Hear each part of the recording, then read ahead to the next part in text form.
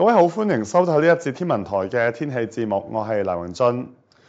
東北季候風正係影響住廣東沿岸地區，咁所以今朝早都涼涼地啦。喺市區嚟講咧，各區係大概喺17、18度左右，而新界受到輻射冷卻咧都係比較低一啲㗎。咁整體嚟講咧，比琴日同一時間咧都係涼咗好多嘅。天色方面咧，喺衛星雲圖可以見到咧。由於呢一股氣團都比較乾燥，咁所以喺整體內陸華南地區嘅雲量都係非常之少㗎。預計今日嘅天氣咧會係天晴，朝早清涼，日間係非常乾燥，最高氣温大概24度，吹和緩嘅東北風。而我哋預計未來一兩日，季候風會繼續為華南地區帶嚟普遍晴朗同埋非常乾燥嘅天氣，日夜温差咧都會幾大下㗎。而預計今晚至到聽日初時，一股季候風嘅補充會抵達廣東沿岸地區。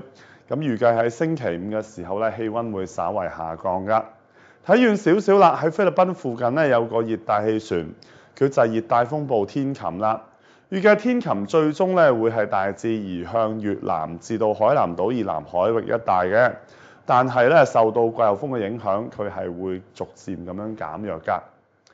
而去到週末至到下個星期初，預計一道雲帶咧將會係逐漸覆蓋南海北部同埋廣東沿岸，到期時呢一啲嘅地方咧係會有一兩陣嘅雨嘅。翻嚟香港嘅天氣展望方面啦，預計未來一兩日咧會係風勢都幾大下，朝早係清涼，天氣會係天晴同埋非常乾燥。而去到週末至到下個星期初咧，雲量就會逐漸增多啦。天氣講到呢度，下次見。